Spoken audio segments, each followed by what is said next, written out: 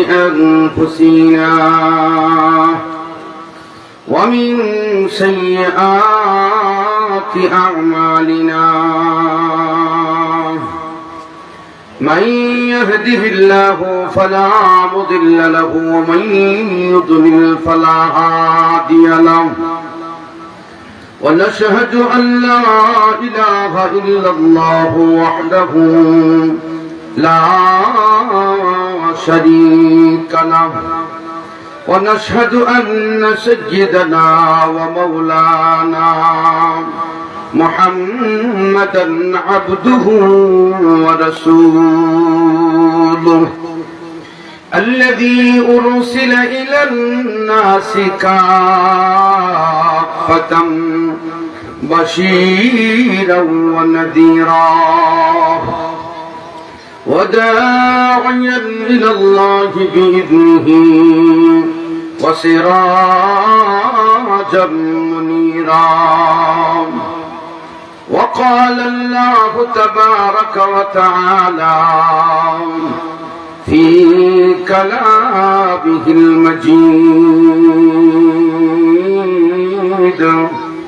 وفي فرقانه الحميد إنما أموالكم وأولادكم فتنة وقال النبي صلى الله عليه وسلم كسب الحلال فريضة بعد الفريضة وقال النبي صلى الله عليه وسلم أيضا إن هذه الدنيا بحر عميق وغرق فيها ناس كثير صدق الله المولانا العظيم وصدق رسوله النبي الكريم ونحن على ذلك لمن الشاهدين والشاكرين والحمد لله رب العالمين.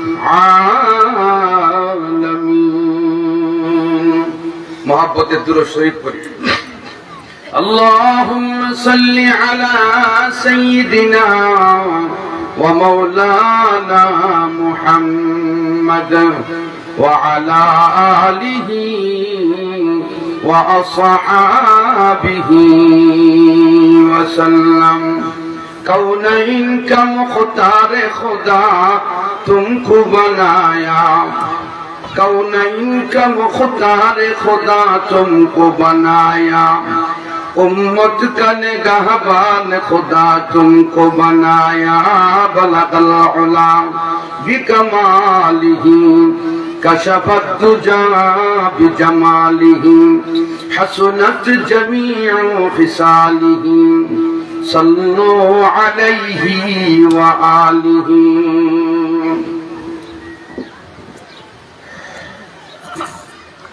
জয়দরকান্দি করিমপুর বড়বাড়ি Al Falah যুব সংঘের উদ্যোগে আয়োজিত 20 শালা উপলক্ষে 2 দিন ব্যাপী ইসলামী মহাসম্মেলন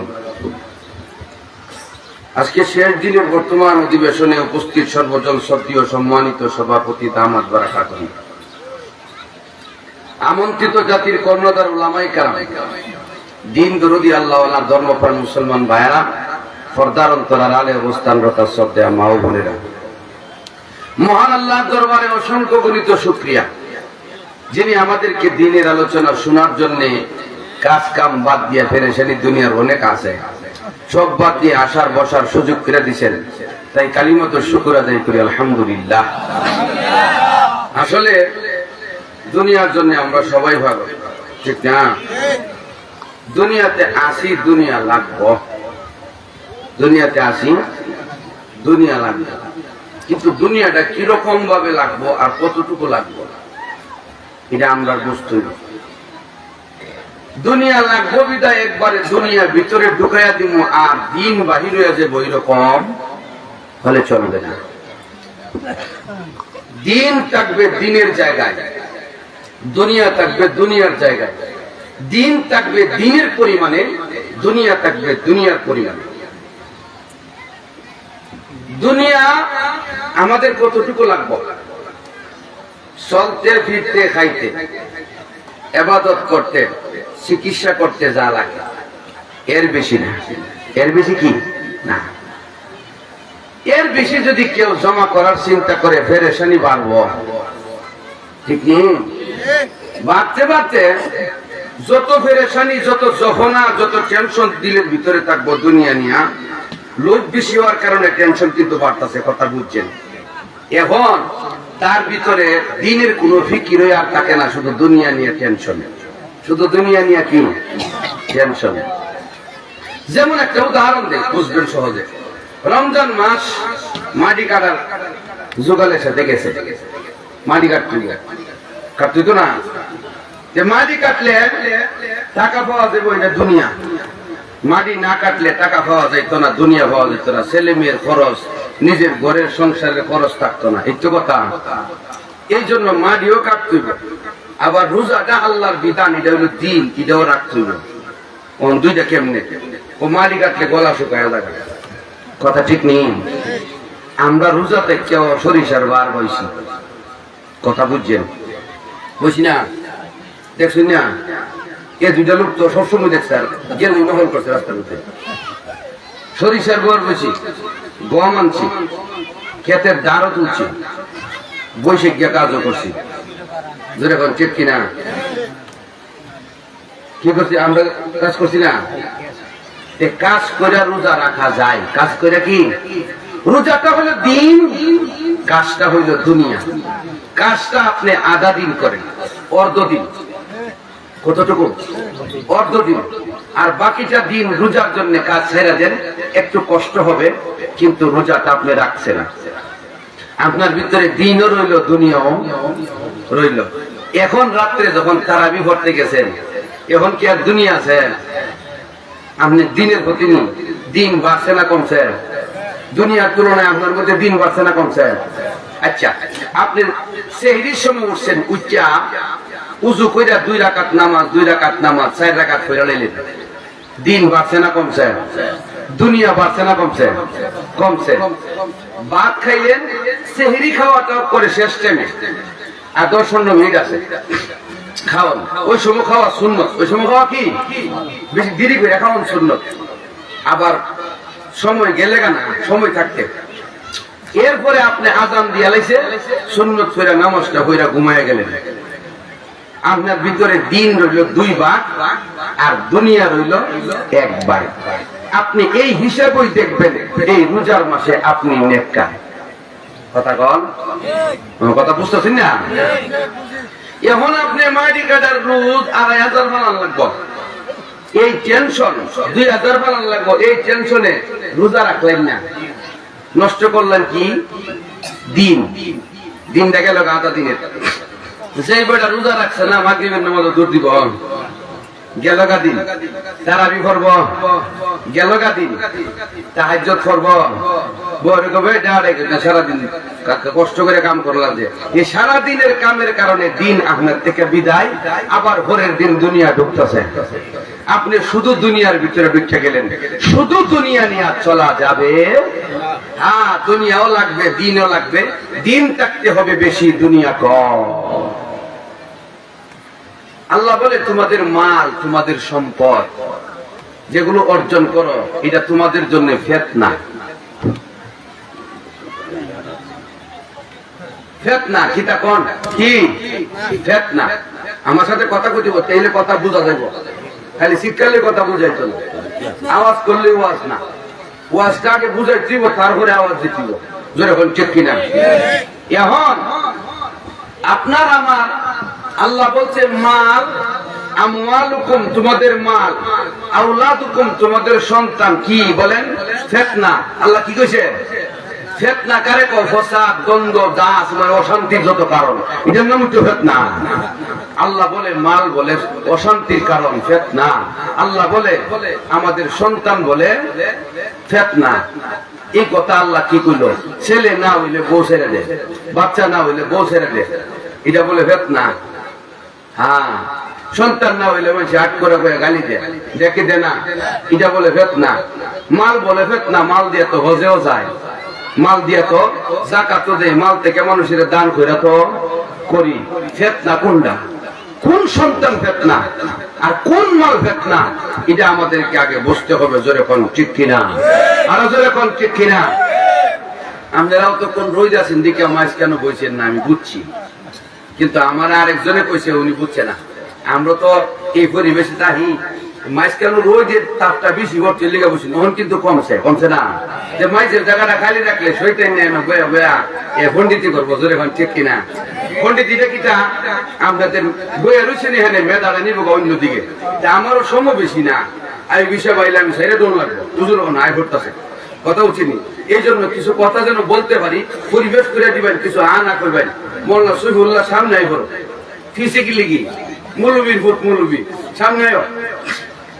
আচ্ছা, যে কথাটা আমি বলতে চাইতেছি বুঝার চেষ্টা করেন।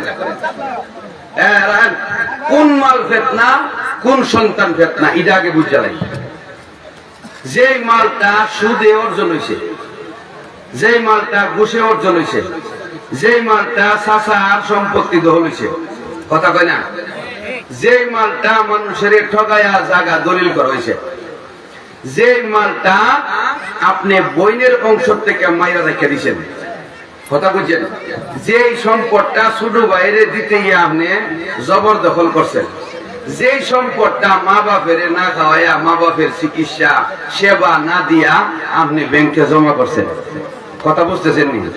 আরেকটা হইল ভাই বোন একসাথে থাকতে বাড়ির থেকে 2000 3000 4000 সুযোগ করে করে জমায়া হালাল আর হালিরে খাওয়াইছেন, এটা বড় ফেতনা। এটা কোন ফেতনা? আমার কথা আপনারা ভাল লাগতো না, এরপর উল্টুইব পরে ভাল লাগবো। আল্লাহ যদি দিছি এটা বলে ফেতনা। যে খাইবো এ হারাইব, যে খাইবো কিটা করবো, এটা দুনিয়ার নিয়ম। এই জন্য আমি শ্বশুর বাড়ি নর্মালি বেড়াইতে যাইতে যা, এর বান্ডিল দেওয়ার কোনো বাইল নেই। বান্ডিল আমার বাইরে আছে, বইনের আছে, এরা খাইলে সব কিছু বংশের মানুষ। জোরে হল ঠিক কিনা? আর এরা যদি বিপদ করে তাইলে দেহ আমার দায়িত্ব আছে, বিপদ হলে না হলে জোরে হল ঠিক কিনা? আমার কথা বুঝতে পারিনি। আমি আপনারা শ্বশুর বাড়ির কথা কইলাম না, কারণ অনেকে শ্বশুর বাড়ি দিয়া বইয়া জাগা আছে না, না বিদেশ গেলে অ্যাকাউন্টে জাগা হেদিকে, ঠিক কিনা? আলহামদুলিল্লাহ আমরা এটা করি না। হুজুর অসুবিধা কিতা? অসুবিধা আছে, পরে জন গেল দিয়ে বাজারে চিন্তা করি কিতারে 3 বছরের টেয়ার হিসাব পাই না। হিসাব পাইবে কেমনে? তুই যে জায়গা দিছ এটা তো কোনো ডুলাও না, খুলিও না, গাঙ্গ বলা পাইবে কেমনে? এটা কোনটা দিয়ে বাইসে গেছে গা, তারা জোরে এখন ঠিক কিনা? এটা ফেতনা। হুজুর ফেতনা হইতে গেলে এরা খাইলে অসুবিধা কিনা? যারা খাইবো এরই ভাড়াইব, তারা জোরে যারা খাইব এরই ভাড়াইব। কারণ খাইতে খাইতে অভ্যাস হয়েছে, ওহন জন আর ভানা, ওহন দুলাভাই বালা না, কথা কন, ওহন কিতা বলো না। অথচ নিজের মার পেটের ভাই কষ্ট করছে, এবেলা টেহা চুরি করিয়া শ্বশুর ভাই জমাইছ, আছে না নাই? মনে জানা নাই? আচ্ছা যাই, এখন আইন এই মাল ফেতনা, মানে অন্যরে এক কথায় অন্যরে ঠগাইয়া অন্যের হক মাইরা যেগুলো জমা করছেন, এই মাল ফেতনা। এই মাল কি? ফেতনা। ফেতনার দুই দিক। কই দিক? দুই দিক। একটা হইল আপনার মনের মধ্যে অশান্তি, ভাবে নষ্ট করলাম, এক সময় কিন্তু ভিতরে কি হয়? অনুশোচনার চিন্তা জাগে। জাগে কি? জাগে না? জাগে। 2 নম্বর হইল আপনি যে এই সম্পদগুলি ব্যয় করছেন, এগুলো যে অবৈধভাবে আপনার কাছ থেকে অন্যায় বসত গেছে, মা ফাউন্না আসিন, বাপ ফাউন্না আসিন, ভাই ফাউন্না আসিন, চাচা ফাউন্না আসিন, পাশের বাড়ি ও বংশীয় মানুষ অথবা ভাড়ার মানুষ, গরিবরা ফাউন্না আসিন, আপনি না দিয়া খালি এক দিক দিয়ে ভাই বেদা ছেড়ে দিয়েছেন।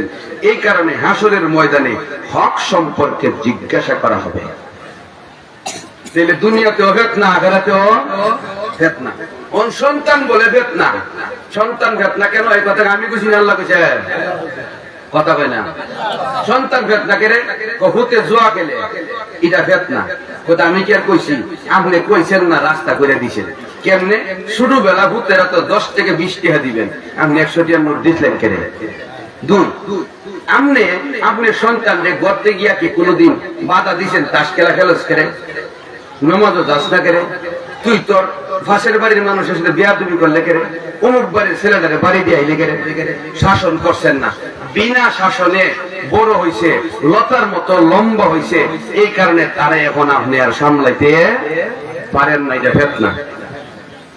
ছেলে দিন শিখছে না, এখন বিয়া শাদী করছে, বউরে ফিরে বউ বাপের বাড়ি থেকে বিচারায় বিয়ায় আপনার চায় কিচ্ছু কই না, আপনার ভাই চায় কিচ্ছু কই না, আর আপনি খালি আয় উতাস করুন, এর গোস্তা করতেন না, কইলে গেম করে ওঠে, আছে না? না, হ্যাঁ, বেশি কিচ্ছু কইলে আপনিও বাজার হইতেন না, আপনিও কি হইতেন না।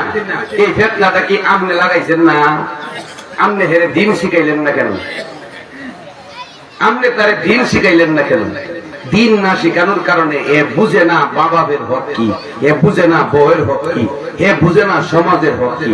এ যেমনি ভাবতেছে, এমনি জুয়া খেলতেছে, গাঞ্জা খাইতেছে, যেটা মন সেইটা করতেছে, আবার গরু বাজার নাই, বউয়ের বেশি কথা করে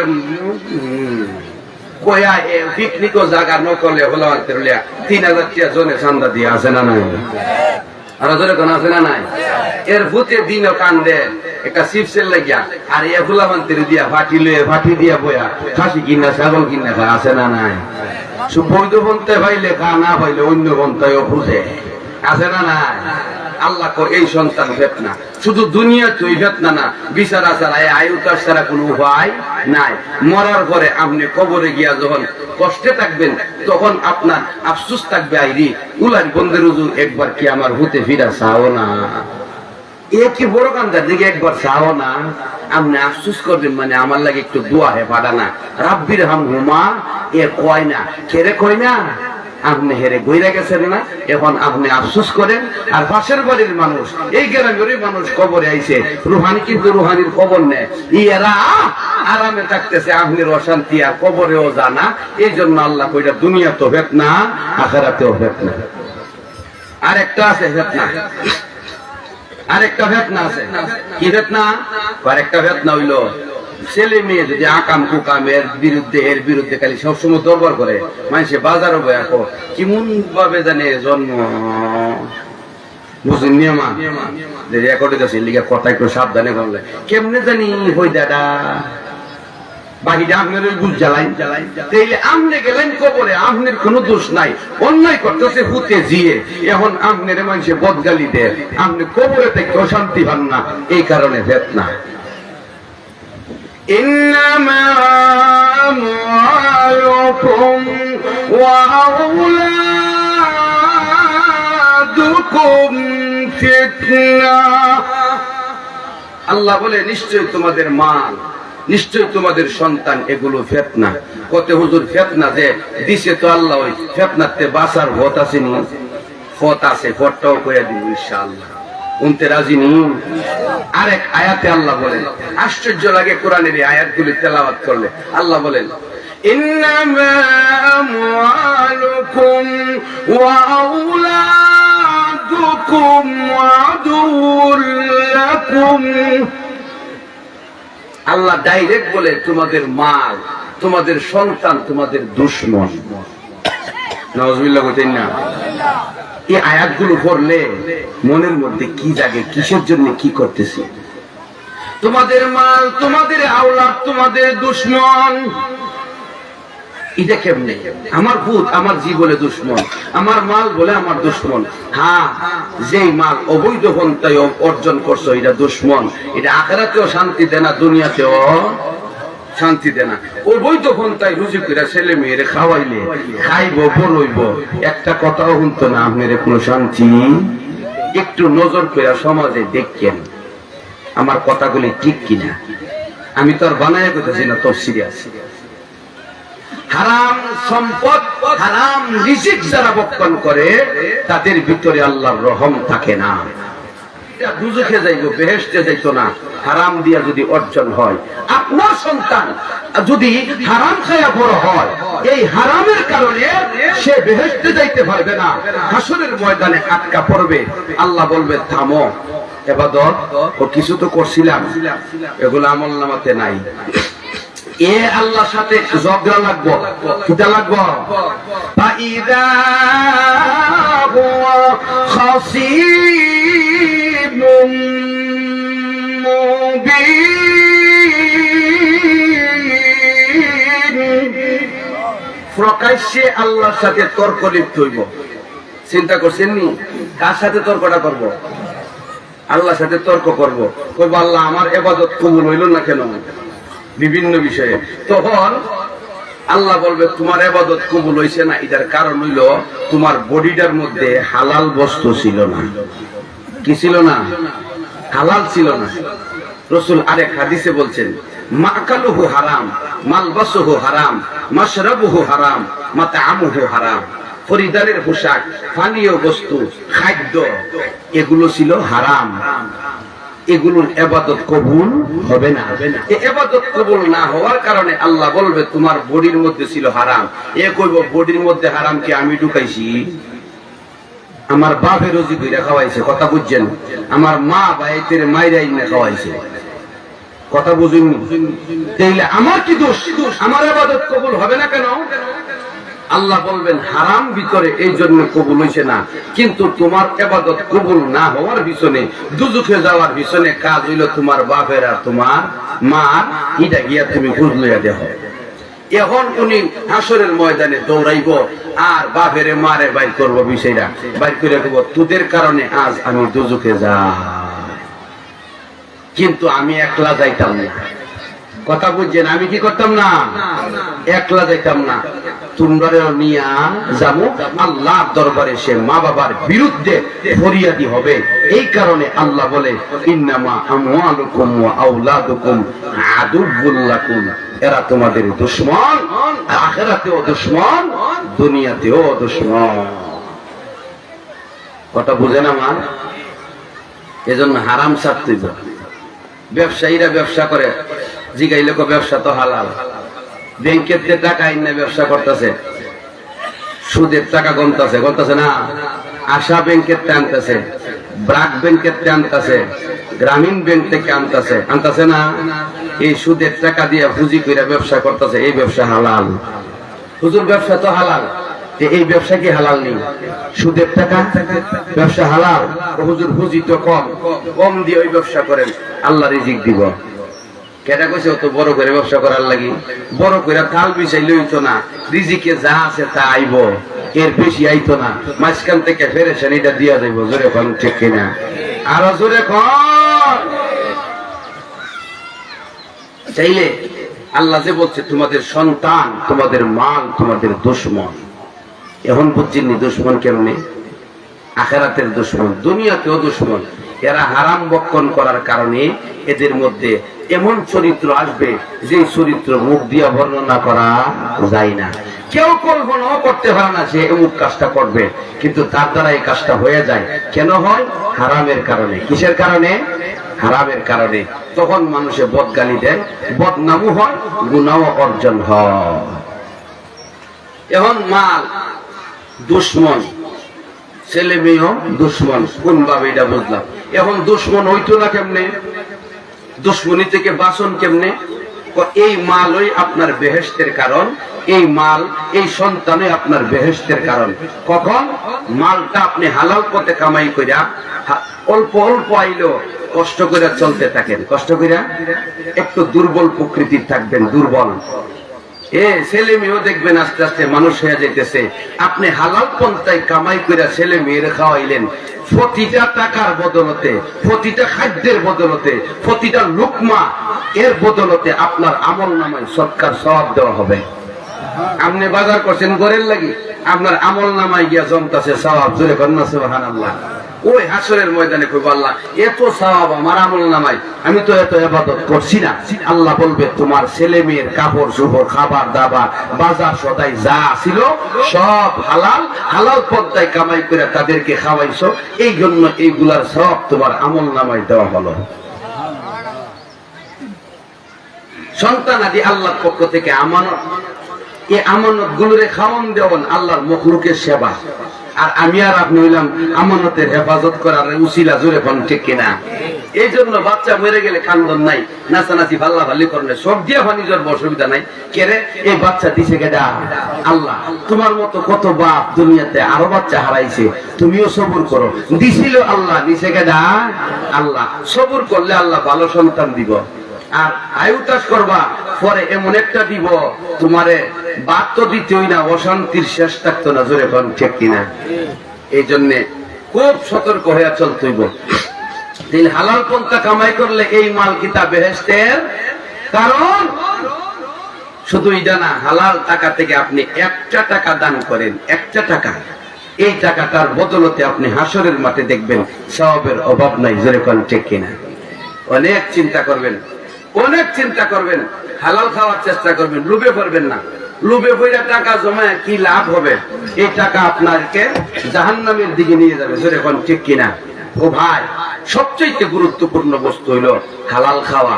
হালাল না খাইলে ইবাদত কবুল হয় না, নিজের জবানও বলা থাকে না, নিজের জবানও কি থাকে না, বলা থাকে না। নামাজ পড়তে মনে চাইলেও পড়ে না, কেরে দিলটা নামাজের দিকে দাবিত হয় না। ঠিক তেমনি ভাবে সন্তানও যদি নেককার হয়, আপনি স্কুল কলেজে পড়ান, নুরানিটা পড়াইয়া দেন, কাগজে হুজুরে দাঁড়িয়ে নুরানিটা পড়াইলে কি লাভ হইব? নমাজ, রোজা, মাসালা, মাসাইল, পাক, পবিত্রতা শিক্ষা লাগবে। এরপরে স্কুল কলেজে পড়া ডাক্তার, ইঞ্জিনিয়ার, প্রকৌশলী হোক, এটা ভালো দরকার। কিন্তু একবারে দিন যদি না হই শিখে, সে কিন্তু আল্লাহ রসুল চিনে না, জোরে কোন ঠিক কিনা? এই জন্য সন্তান যদি নেককার হয়, কিছু ইবাদত জানে, কিছু শিখছে, তখন আপনি মরলে 5 ওয়াক্ত নামাজ যদি পড়ে, হে নামাজের শেষে রাব্বির রহমা কইবনি, তারা জোরে কইব। এও যদি না হোক হুজুররা তো কো রাব্বির রহমা, এর সাথে আমিন কইবনি, ওই আমিনের বদলতে আপনার কবর বেহেশতের বাগান হয়ে যাবে। সুবহানাল্লাহ। আরেক আয়াতে আল্লাহ বলেন, আল-মাল ওয়াল বানুনা জিনাতুল হায়াতিদ দুনিয়া। আল্লাহ বলেন, তোমাদের মাল, তোমাদের সন্তান, এটা দুনিয়ার সুন্দরের লাগি দেওয়া হয়েছে, এটা দুনিয়ার সৌন্দর্যতা। কিন্তু আসল জিনিস হইল তোমার ঈমান, জোরে কোন ঠিক কিনা? আসল জিনিস হইল কি? ঈমান। মাল লয়া যা ঝামেলা হয়, এই বিষয়ে হাদিস থেকে একটা ঘটনা বলবো। হাদিসের ঘটনা শুনতে রাজি নি? আর জোরে কোন রাজি নি? সবাই কথা কই না, কইতাম নি? জিকির দিয়া সামনে আগাই দিব, পিছনে জায়গা হইতাছে না। জিকির লা ইলাহা ইল্লাল্লাহ, লা ইলাহা ইল্লাল্লাহ, লা ইল্লাল্লাহ, লা ইলাহা ইল্লাল্লাহ, লা ইলাহা ইল্লাল্লাহ, লা ইলাহা ইল্লাল্লাহ, লা ইলাহা ইল্লাল্লাহ, লা ইলাহা ইল্লাল্লাহ। হুরদিল মা जतनी नियामत आए तू, सबसे बढ़कर नियामत दीदार तू, ला इलाहा इल्लल्लाह, ला इलाहा, जुड़े सबाई जुड़े जुड़े, ला इलाहा इल्लल्लाह, ला इलाहा इल्लल्लाह, ला इलाहा इल्लल्लाह, ला इलाहा इल्लल्लाह, মুহাম্মাদুর রাসূলুল্লাহ।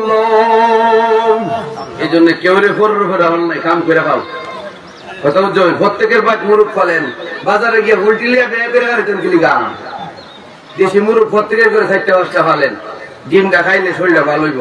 এই ফুলটি খায়া জীবনটা শেষ করে নিতেছে মানুষের, এখন ঠিক কিনা?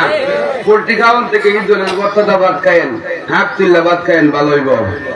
আমি দেশের স্বার্থে, জনস্বার্থে কয়ে গেছি।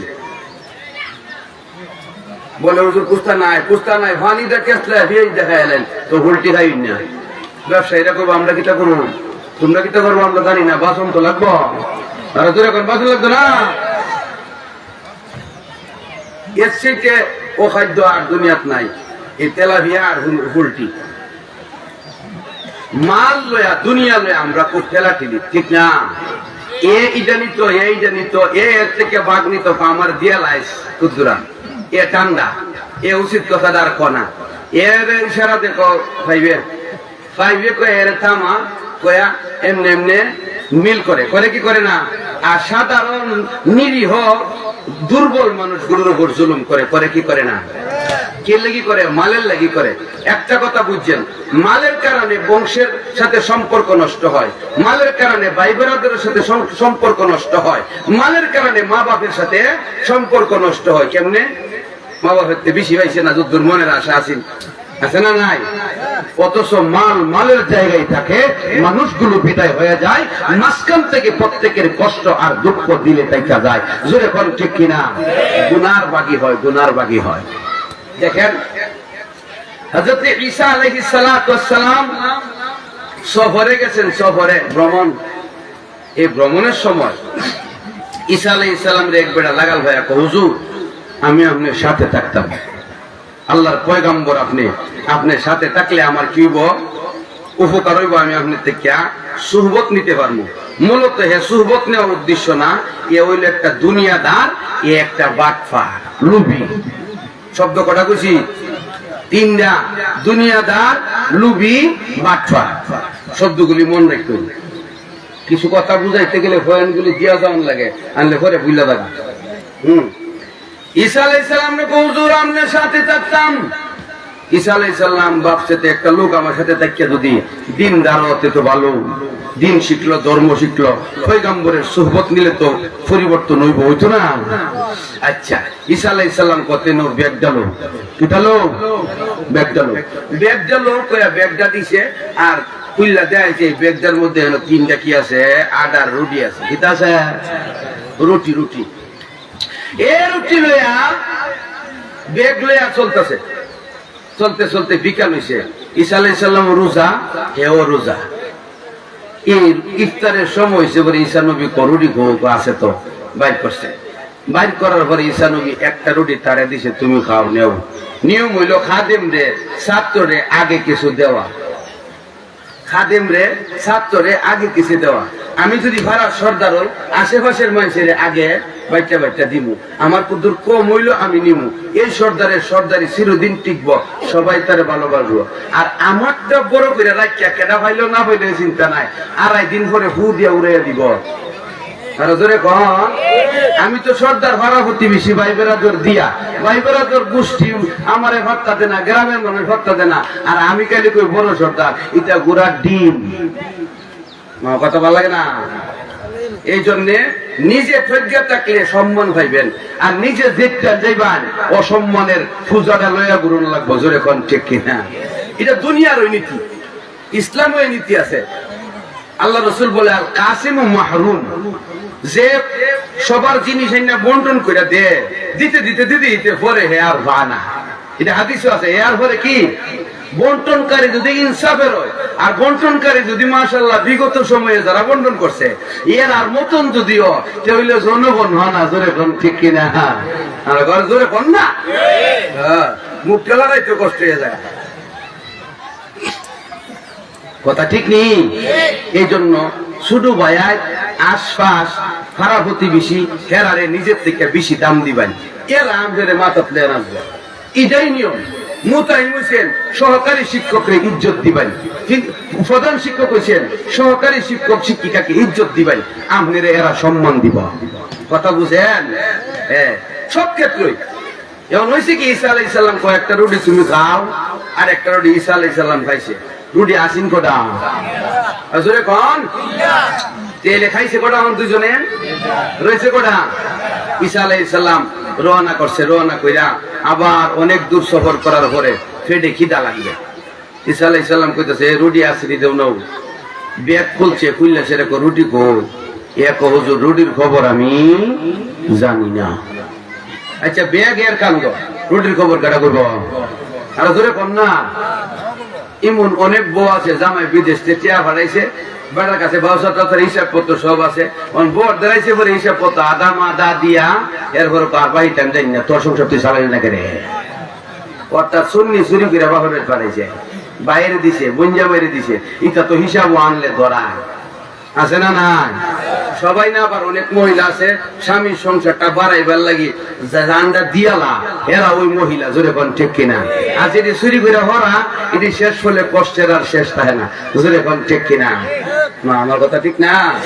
বেড়া ঘুমা না, খা না, ঘরের দেশে হইরা থাকে, জীবুতর হুনে দেহে সরাসরি দেখতে হবে না, আরাম তো নাই। ওই এরপরে এবারে টেহা গুলি দিয়ে হরাইলো, এভাবে হরাইয়া কি এই বউয়ের শান্তি?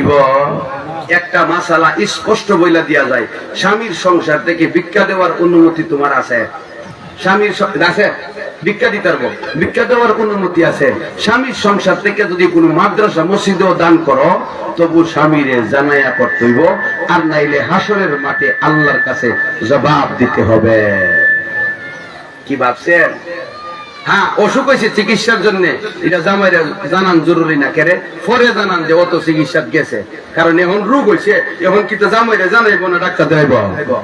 আবার আমারে আটকে না, বাজার বদনাম করেন না, আমার বালা, আমার বদনাম করলে আমার বালা। আমি চাই আমার আলোচনাটা এরা করলে আমি এরা সবটা পাবো, যারা হিংসা নিয়ে করবো, আর যারা আমার বালা কো আল্লাহ তাআলা তারারও বলা করে দিক, জোরে কোনা আমিন।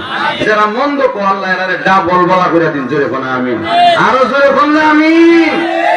এরা লাগি ডাবল দোয়া করছি, এরা মন্দতে ফিরাইতো, কথা বুঝেননি? এমন হয়েছে কি, ঈসা আলাইহিস সালাম রুটির খবর তুমি জানো না? কোন খাদেম তো কইতাছে আমি জানি না, কিতা কোন ছাত্ররা তার বেশি কিছু কোন জানা। হযরত ঈসা আলাইহিস সালাম সবুর করছে, সবুর করে ফেটে খিদা নিয়ে চলতেছে। নবী পয়গম্বরদেরও ফেটে খিদা আসিল কি আসিল না? আসিল। দুনিয়ার কিছু দরকার ছিল, তো ঈসা আলাইহিস সালাম হাঁটতে হাঁটতে এক জায়গায় গেছে, গিয়া একটা বড় নদী। এই নদী তো পাড়ি দেওয়ার কোন নৌকা নাই, মাঝি নাই, মাল্লা নাই, কিছু নাই। ঈসা আলাইহিস সালাম তখন আল্লাহর কাছে আঁতুড়ে দোয়া করছে, আল্লাহ তোমার দিন প্রচারের জন্য বের হয়েছি, তোমার দিন মানুষের কাছে পৌঁছে দেওয়ার জন্য আমরা আরাম আয়েশ ছেড়ে বাড়ি থেকে বের হলাম। সফরের হালতে দোয়া কবুল হয়। আল্লাহ, আমি ঈসা এবং আমার খাদেম নদীর পারে আটকা পড়ে গেছি, কুদরতি ভাবে আমাদেরকে পার করে দেন। হযরত ঈসা আলাইহিস সালাম দোয়া করলেন, এই দোয়া আমার আল্লাহ কবুল করে নিলেন। ঈসা আলাইহিস সালাম ওই খাদেমের হাতের মধ্যে এইভাবে ধরলেন, দইরা আল্লাহর পয়গম্বর নদী পার হয়ে গেছেন আল্লাহর কুদরতে বাতাস দিয়া। নদীর ওই পারে গিয়া ঈসা আলাইহিস সালাম বলে, রে খাদেম, এত বড় নদী আমাদেরকে যে খোদা পার করাইয়া দিলেন, এটা আমাদের মতো সাধারণ নদী নয়। এমনও জায়গা আছে 50-60 কিলো পর্যন্ত নদী আর সর। তো ঈসা আলাইহিস সালাম বলে, যেই খোদা এত বড় কুদরত দেখাইয়া তোকে আমাকে নদী পার করাইয়া দিল, ওই আল্লাহর কুদরতের দোহাই দিয়া বলি, তুই সত্য কথা বল, 3য় নম্বর নদী কোথায়? এ খাদেম কৌজুরা দোয়া আল্লাহ লাগে, আমি রুটির খবর জানি না। কইলাম নি মৃত্যু, বাটফাল, লোভী, 3টা শব্দ কইলাম নি, কেন হে মৃত্যু প্রমাণ হইতেছে নি? কথা কনা কত সোজা না। এমন হয়েছে কি, আবার ঈসা আলাইহিস সালাম এখন আমি জানি না কি, তখন ঈসা আলাইহিস সালামের রওনা করছে। পয়গম্বরদের স্বভাব খুব নম্র, রাগ উঠলেও থাইমা জায়গা। আমরা হইলে বটাতে মারলাম গালটা হাতারে, ঠিক কিনা? হয়েছে কি, ঈসা আলাইহিস সালাম আবার রওনা করছে। রওনা করতে করতে গিয়ে একটা জঙ্গল হয়েছে, জঙ্গল। এই জঙ্গল ভারী দিতেছে খুব কষ্ট কইরা, ভারী দিতে গিয়া দেখে জঙ্গলার মাঝখানে একটা হরিণ। কিটা হরিণ। ঈসা আলাইহিস সালাম আল্লাহকে ডাকে আর বলে, আল্লাহ, ওসিলা হিসাবে বেঁচে থাকার জন্য যে রুটিটা রেখেছিলাম, এই রুটিটা তো আর খুঁজে পাই না। একটা হরিণ দেখা যায়, আমি তোমার গোলাম, আমার সাথে আছে আমার খাদেমি, ও তোমার গোলাম, পেটে বড় খিদা, খাবারের কোনো ব্যবস্থা করে দাও না। মহান আল্লাহ হুকুম দিলেন, ঈসা, এই হরিণটাকে তুমি হুকুম দাও, হরিণটা সাথে সাথে তোমার জন্য খাদ্যের উপযুক্ত হয়ে যাবে। ঈসা আলাইহিস সালাম আল্লাহর কথা অনুপাতে হুকুম দিল, রে হরিণ তুই বুনা হয়ে যা। হরিণ বুনা হইয়া ঈসা নবীর সামনে উপস্থিত হয়ে গেছে। ঈসা আলাইহিস সালাম ওনার সঙ্গীকে নিয়ে আরামে খাবার খাইলেন। হরিণের গোশত কত মজা, জিন্দেগিতে যারা খাইছেন তারা জানেন। আমরা হরিণের গোশত খাইছি, মহান আল্লাহর দয়া দ্বীনের দাওয়াতের বদলতে আসে। দ্বীনের পথে সফর করলে অনেক শান্তি মিলে, অনেক আশ্চর্যজনক জিনিস মিলে, যা আপনি আন্দাজও করতে পারতেন না। তবে সফরটা সৎভাবে হতে হয়। যেরকম কিভাবে হতে হয়? হযরত ঈসা আলাইহিস সালাম উনার খাদেমকে নিয়ে যখন হরিণের বুনা খাইলো, পেট ভরে গেছে।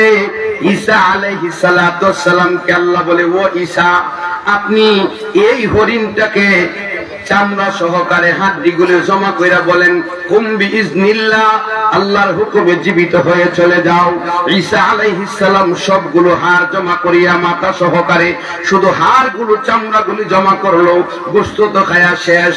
ঈসা আলাইহিস সালাম বললেন, কুম বিইজনিল্লাহ, আল্লাহর হুকুমে তুমি উঠে জঙ্গলে চলে যাও। হরিণটা সাথে সাথে জঙ্গলে চলে গেল। তখন হযরত ঈসা আলাইহিস সালাম খাদেমকে বলে, খাদেম রে, পেটে বড় খিদা ছিল, আজকে 2 দিন চলে গেছে, খাবারের চাহিদা আল্লাহ পূরণ করে দিছে, আমাদের কোনো কষ্ট করতে হলো না। কত বড় কুদরত! আবার এই হরিণটা যেটা খাইলাম, হাড়গুলো জমা হইয়া জিতা হইয়া জীবিত হইয়া জঙ্গলে চলে গেছে। এত বড় কুদরত যে আল্লাহ দেখাইলো, ওই আল্লাহর কুদরতের দোহাই দিয়া বলি, তুই বল আমার রুটি কি হইছে?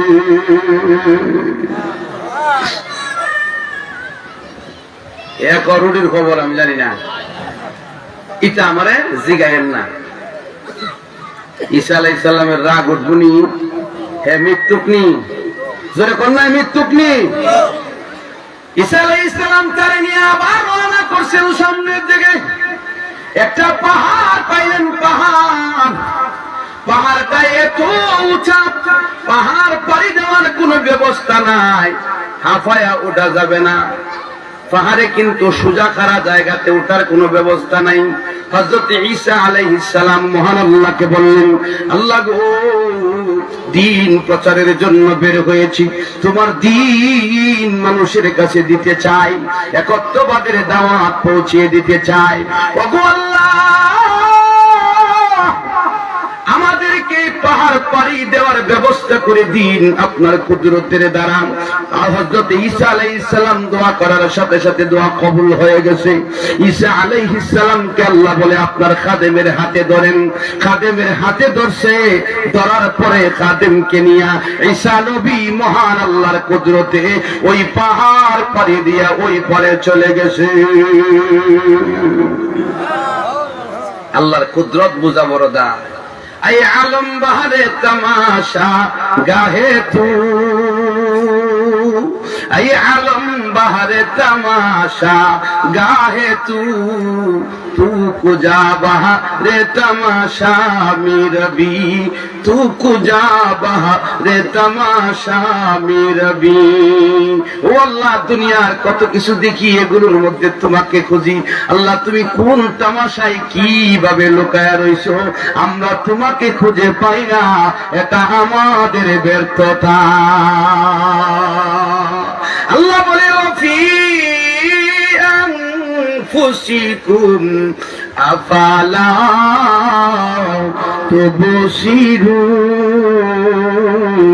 তুবসিরুন। আল্লাহ বলে, তোমরা আমাকে কোথাও খুঁজতে হবে না, নিজের মধ্যে খুঁজা দেখো, আমি আল্লাহকে কি তুমি পাও না? তোমার বডির ভিতরে খুঁজলে আমি আল্লাহর সন্ধান মিলে যা।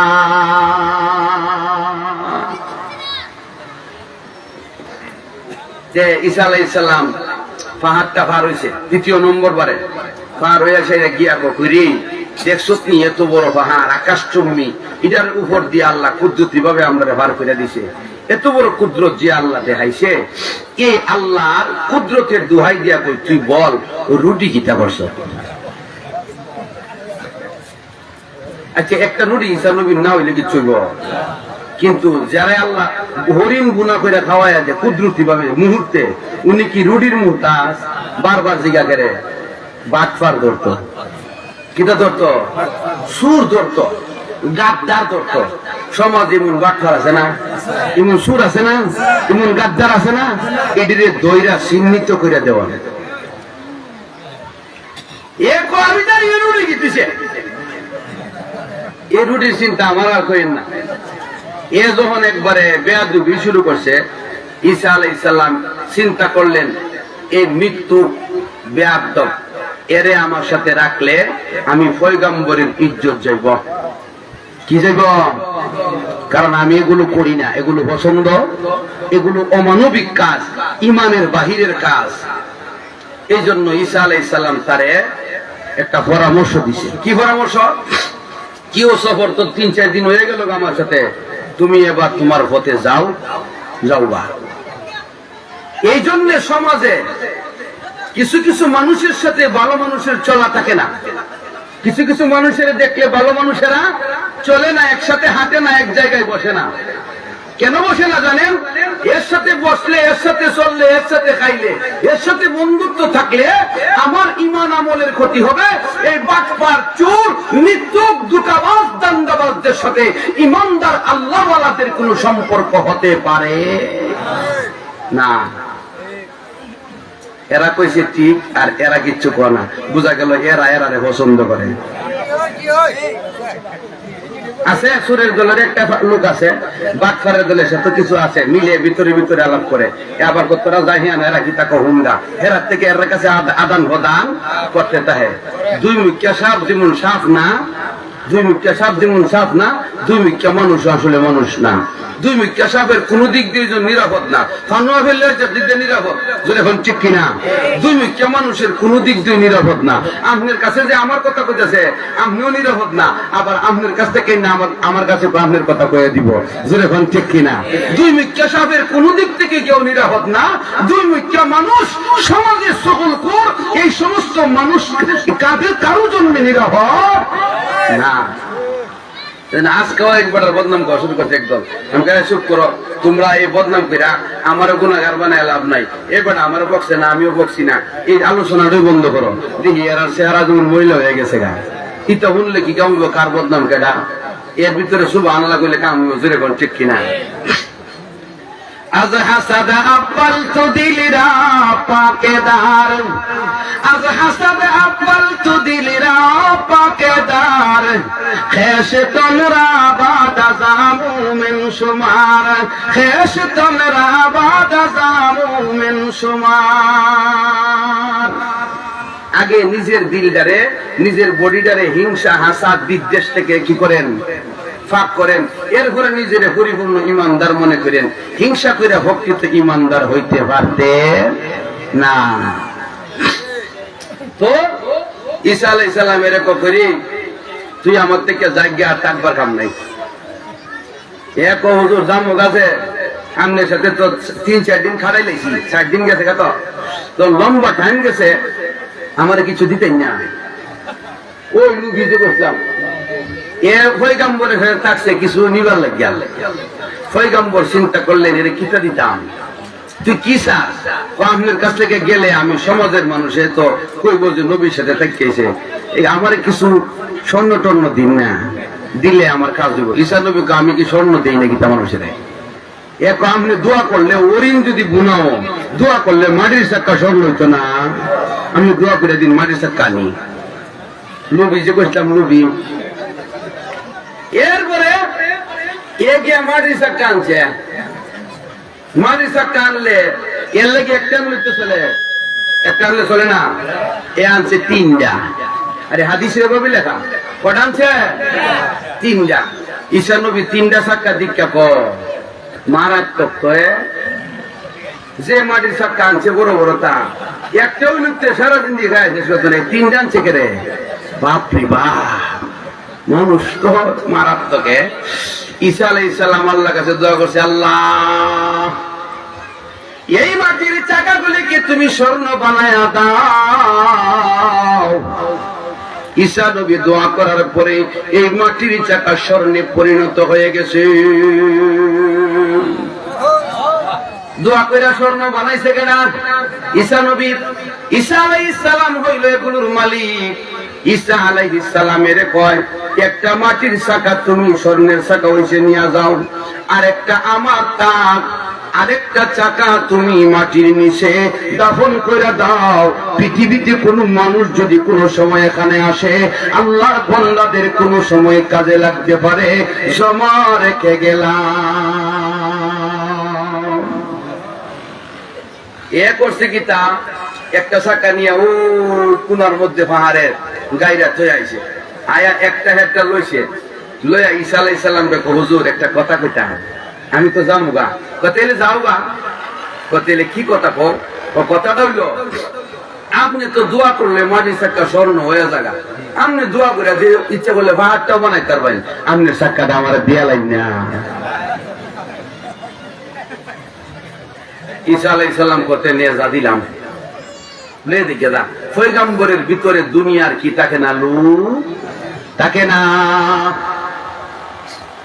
الزهد فيما بينه وبين الدنيا আল্লাহর ওলিদের লক্ষণ, হক্কানি আলেমের লক্ষণ তিনটা থাকে। এর মধ্যে একটা হলো দুনিয়ার ক্ষেত্রে আত্মশুদ্ধি থাকবে, প্রয়োজন মুআফিক দুনিয়া গ্রহণ করবে, এর বেশি না। আয-যুহদু ফীমা বাইনাহু ওয়া বাইনাদ দুনিয়া, দুনিয়া কোটি কোটি কামাইতে পারে, কোটি কোটি কামাই না, প্রয়োজন অনুপাতে নেই। এই লোকটা হলো মুজাহাদার ভিতরে, এই মুজাহাদা সারা হক্কানি আলেম হওয়া যায় না।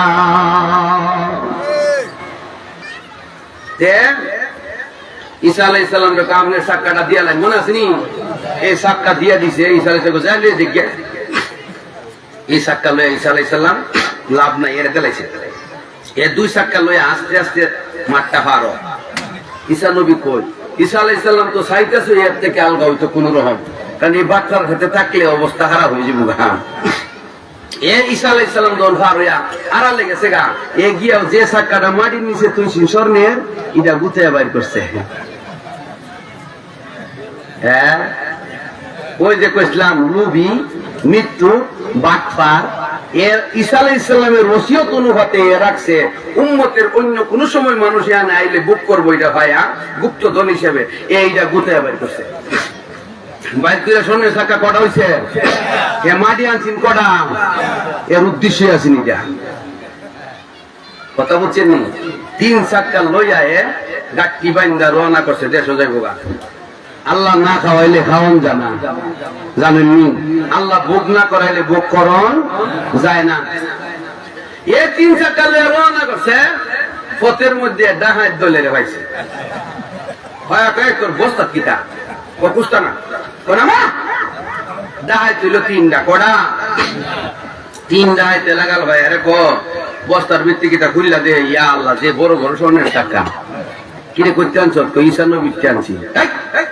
নিশ্চয় কোন রাজা বাদশার কোন দূত হইবে তুই, হ্যাঁ গুপ্ত দনানা নেওয়া করস, আর নাইলে এত স্বপ্ন তোর কাছে কেমন থাকতো। 3 চাকা এক মনের কাছাকাছি ধরেন কথা কথা। এরা 3 ডাহাইতে বালাইছে, 3 জনে 3 চাকা নিমুগা। একো ভাই তোরা স্বর্ণ নিলে নিগা আমার জানটা বাঁচাই দেন জায়গা, কব্বা তোরে সাইডে দিলে তুই আবার গিয়া রাজা বাদশার কাছে জানাইবি, দেশের সরকারের কাছে। সরকারে আমার চিরুনি অভিযান দিয়া দইরা কি করব, দিব জেল, ফাঁসি দিব, কাজে তোরে লেখা লাভ নাই, তোরে রাখলে আমার বিপদ। 3 বেটা মিল্লা এরে দিছে মাল শত্রু, জোরে কোন ঠিক কিনা কইছিলাম নি, জানের শত্রু হয়ে গেছে। এখন এরে মাইরা 3 ডাইতে কবালিছে লয়ে আগাই, আস্তে আস্তে কুদ্দুর আগাইছে। আওয়ারের মাঝখানে করে বাজার তো দেখা যায় না, বরিশাল বাজারটা দেখা যায়। কাজে এটা একটা কাজ করে ভাই, ইহানো 1-2 তাক করা, আর একজনের দিয়ে গিয়ে খাওন লইয়া খাওন খাই রাত চালা মাল দিয়ে ওরামু ঈদের লইয়া বাজারে উঠলে পুলিশ টুলিশ আছে সমাজের ঘরে এরকম ভয়সুত কই। আর আমরা যে সুরবাদ পার এ দেশের মাঝে সিনার বাহিনী কাজে একজনের খাওয়ানো লাগে ভাড়াই, 3 জনে পরামর্শ করে একজনের টেকা দিয়ে ভাড়াইছে, যাও খাবার নিয়ে আসো। এ খাবার আনতো যা মনে মনে চিন্তা করে, এই 3 জনে 3 জন নিতাম, জনে একটা করে খাওয়ানা নুনটি হই বাজারতে খাওয়ানোর সময় কিমনের কিতা করন যা গিয়া করছে কিতা, এ বুদ্ধি করছে 20 কিনা খাওয়ানোর মধ্যে নিয়ে আনো। এ দুইটা খায়া মরবো আর আমি একলা তিনটা লইয়া যাবো। এ চিন্তাধারা কি তা? লোক কম না বেশি? আর এদিক দিয়া এই বাটপারের সাথে লুবির সাথে তো আরো দুই লুবি। ঈসা নবী তো এই বাটপারের দলের সাথে আগেই থাকে না। এই বাটপারের দুইটা বইয়া কইতাছে কিরে হে যে খাওয়ান আনতে গেছে, খাওয়ান লই আইলে তো হেরে একটা স্বর্ণের চাকা দাঁড়ান লাগবে। আমরা দুই বেড়া যদি মিল্লা হেরে দইরা মাইরা লাই তাইলে এর একটারে বাইঙ্গা মাছ কেন দেওয়া দেড়টা দেড়টা করে নিমু বাকি থাকস দেখো করুন যা এর যা এর বললে কি চিব। এরা দুইজনে মিল্লা বুদ্ধি করছে হেরে আইলে দইরা মেরে নেব, আর হে মনে মনে বুদ্ধি করছে 20 মিয়া আইনা রুটি খাওয়াইয়া সেপটা করে তুই দিব, তিনটা লইয়া আমি যাবো। এ বাজারে গিয়া নিজের নাস্তা আগে খাইলেছে, খায় লাগি যে খাবার লইছে, খাবারের মধ্যে 20 মিয়া আনছে লইয়া আওয়ার পর এরা দুইজন যে পরামর্শ করছি যাতা দিয়া এরে দইরা লাইছে, দইরা খাওয়া নাপতে তৈছে পুরো।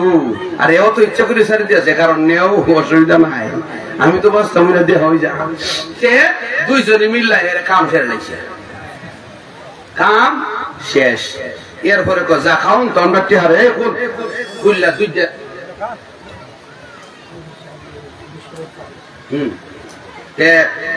দুইটা মিল্লা সুন্দর করে খাবারটা খাইছি। ওই যে 20 মিনিট খাবারটা খাওয়ার পরে এমনি মাথা ঘুরাইতে ঘুরাইতে আর কথা বলতে না, শেষ হয়ে গেছে। ফইরা দুটা শেষ, একটা হইলো জবাই করা আর দুইটা হইলো মরা। জবাইয়ের মরা আর একটা এমনি, দুইটা হইলো এমনি মরা। স্বর্ণের চাক্কা আসেনি, স্বর্ণের চাক্কা আছে না, এরা আছে যে বেটা ঈসা নবীতে আনছি নিয়ে আছে। ঈসা আলাইহিস সালাম আল্লাহর পয়গম্বর, অনেকদিন পর কোন কারণবশত এই রাস্তা দিয়া যায়।